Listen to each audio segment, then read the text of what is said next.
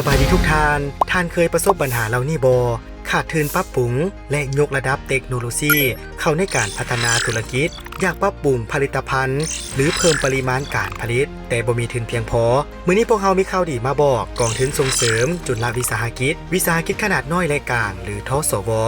พร้อมช่วยเหลือทานผ่านโครงการทุนสมทบเพื่อปรับปรุงและยกระดับเทคโนโลยีหรือทสตเพื่อเป็นการลดพรการนำเข้าและส่งเสริมสินค้าลาวให้มีความเข้มแข็งเถื่อละก้าวโครงการทุนสมทบของทสวแม่นการส่งเสริมทางการเงินแบบร่วมลงทุนเพื่อช่วยเหลือส่งเสริมให้หัวหน่วยจุลวิสาหกิ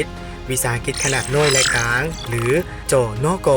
สามารถปรับปรุงเครื่องจักรและการจัดการได้อย่างมีประสิทธิภาพซึ่งเป็นการสนองทุนทางการเงินจากรัฐบาลสปป.ลาวเพื่อช่วยเหลือจนกในการพัฒนาธุรกิจปรับปรุงและยกระดับเทคโนโลยีของธุรกิจทานทุนนี้มีจุดประสงค์เพื่อยกระดับธุรกิจของทานโดยการจัดซื้อเครื่องจักรที่ทันสมัยนำใช้เข้าในการผลิตสินค้า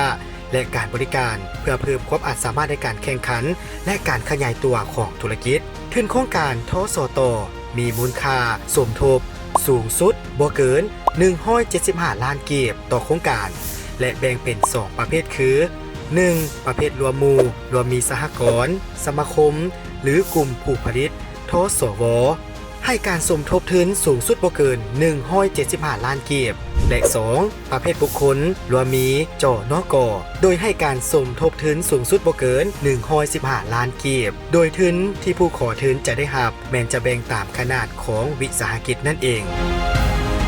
ทุนนี้เปิดโอกาสให้จนกและสหกรณ์สมาคมหรือผู้ผลิตสามารถเสนอขอทุนได้โดยมีกิจกรรมที่เกี่ยวข้องคือ 1. ดำเนินกิจการในแขนงการผลิตกสิกรรมเช่นการปลูกฝังเลี้ยงสัตว์และการประมง 2. ดำเนินกิจการในแขนงหัตถกรรม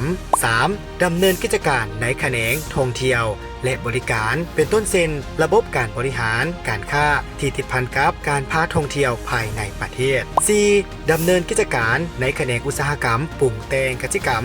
และอุตสาหกรรมปรุงแต่งอาหารที่ได้ดำเนินกิจการเคลื่อนไหวมาแล้ว2 ปีและมีท่าแหงทางด้านตลาดดังนั้นบ่ว่าท่านจะอยู่ในกิจการใดถ้าเกี่ยวข้องก็สามารถยื่นเสนอขอทุนได้เลย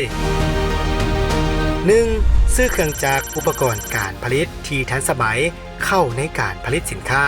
2. พัฒนาระบบโปรแกรมเข้าในการคุ้มครองการผลิตสินค้าและการบริการธุรกิจก่อนที่ท่านจะเสนอขอทุนท่านต้องรู้ว่าท่านเสนอในนามประเภทรวมหมู่หรือประเภทบุคคลหลังจากนั้นให้เกี่ยมเอกสารดังนี้เอกสารที่ทุกโครงการต้องมีทำอิฐแบบฟอร์มเสนอขอทุนแบบฟอร์มเลขที่01และ02การเสนอขอทุนง่ายดายเพียงแต่ประกอบตามแบบฟอร์มสำเร็จตามที่ได้แนะนำและก็เพียงแต่ยื่นมาหากองเลขาทสวเท่านั้นโดยการไล่เวียนเอกสารโดยผ่านคณะกรรมการให้อธิบายบอกตื่มว่าภายหลังผ่านคณะกรรมการประเมินโครงการแล้วจะใช้เวลา30วันเพื่อแจ้งผลให้แก่ผู้ขอทุนได้รับรู้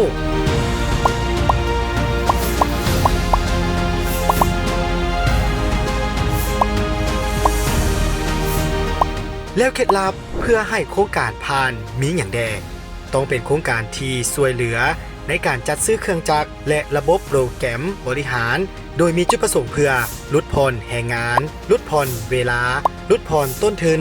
ลดผ่อนผลกระทบต่อสิ่งแวดล้อมและต้องช่วยยกระดับปริมาณและคุณภาพของการผลิตให้ดีขึ้นต้องมีเจ้าของเป็นคนลาวห้อยส่วนห้อยเป็นสินค้าลาวเท่านั้นและพร้อมที่จะสมทบทุนและสุดท้ายเอกสารประกอบต้องครบถ้วนพร้อมภาพคัดติดตามแบบฟอร์มที่สำคัญผู้ที่เสนอขอทุนต้องเฮ็ดแท้ทำจริงและต้องมีสินค้าที่เป็นนอนแหน่งแล้วพร้อมนั้นต้องให้ความร่วมมืออำนวยความสะดวกในการลงติดตามและประสานเก็บกับข้อมูลของผู้ให้ทุนแต่ละระยะ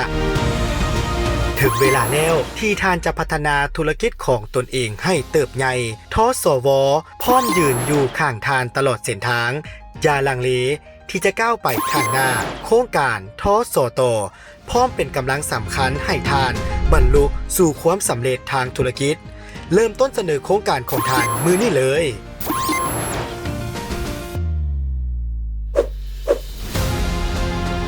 ถ้าท่านสนใจหรือต้องการสอบถามข้อมูลเพิ่มเติมสามารถติดต่อพวกเราได้ที่